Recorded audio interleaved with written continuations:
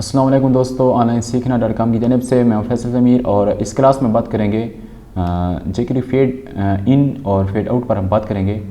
तो उस हवाले से ये नोटपैड में मैं आ गया हूँ और यहाँ पर मैं एक इमेज को इंसर्ट करता हूँ, ठीक है।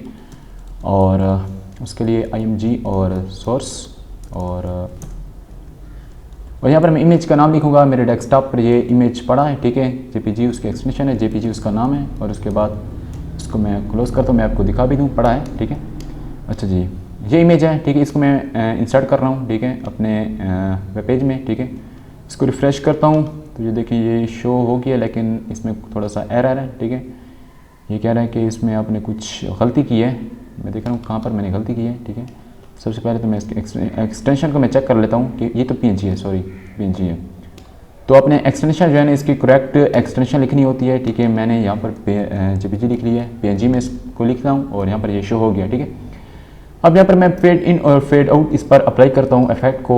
फेड इन का मतलब ये होता है कि हाइड जो है, ठीक है, एलिमेंट जो हाइड है उसको शो कर दो। फेड आउट का मतलब ये होता है कि किसी एलिमेंट को क्या कर दो, गायब कर दो, हाइड कर दो किसी ख़ास तरीके के ज़रिए से। जिस तरह आपने हाइड और शो पढ़ा था उससे थोड़ा सा ये मुख्तलिफ है, ठीक है। तो उस हवाले से मैं फिक्र में आता हूँ और यहाँ पर मैं एक सिंटैक्स लिखता हूँ और यहाँ पर मैं लिखता हूँ सेलेक्टर, ठीक है, कि किस पर क्लिक को। तो मैं कहता हूँ कि इमेज पर क्लिक को, उस इमेज पर क्लिक को, ठीक है। और उस इमेज पर जब क्लिक को उसके बाद एक फंक्शन रन हो जाए और फंक्शन के बाद एक और जो है, अच्छा जी, सबसे पहले आप यहाँ पर क्या लिखेंगे, इमेज लिखेंगे दोबारा, क्योंकि हमने इमेज को फेड इन और फेड आउट करना है, ठीक है। तो यहाँ पर मैंने इमेज लिखा है और उसके बाद डॉट और उसके बाद यहाँ पर मैं लिखूँगा फेड इन या फेड आउट, जो इफेक्ट मैं अप्लाई करना चाहता हूँ। सबसे पहले मैं लिखूँगा यहाँ पर फेड आउट। अब यहाँ पर आपने एक और करनी है कि आउट जैसे आप लिखेंगे तो ओ जो है बड़ा होगा। जैसे आप CSS में लिखते हैं ना कि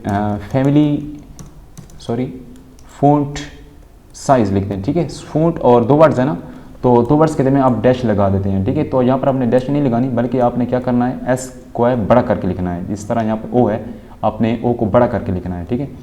तो इसको मैंने सेव किया, रिफ़्रेश करता हूँ। यहाँ पर जैसे इमेज पर मैं क्लिक करूँगा तो ये फेड आउट हो जाएगा, ठीक है, फेड आउट हो गया। थोड़ा सा स्टाइल से ये हाइड हुआ है, ठीक है।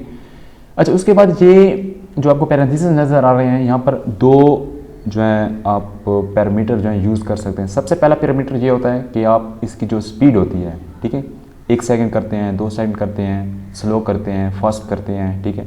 और दूसरा पैरामीटर होता है कि आप फंक्शन कौन सा चलाना चाहते हैं इस फेड आउट के बाद, ठीक है।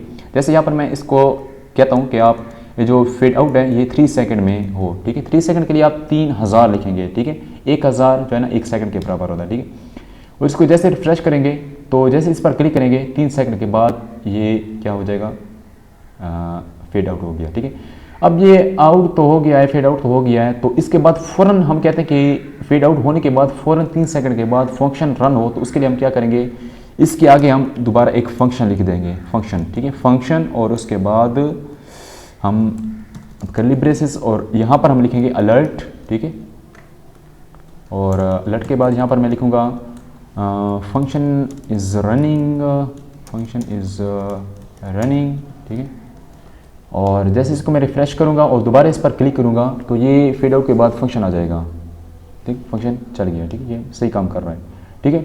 उसके बाद हमने समझना है कि फेड इन कैसे करेंगे। फेड इन करने के लिए हम CSS में आएंगे और सबसे पहले तो हम इसको क्या करेंगे,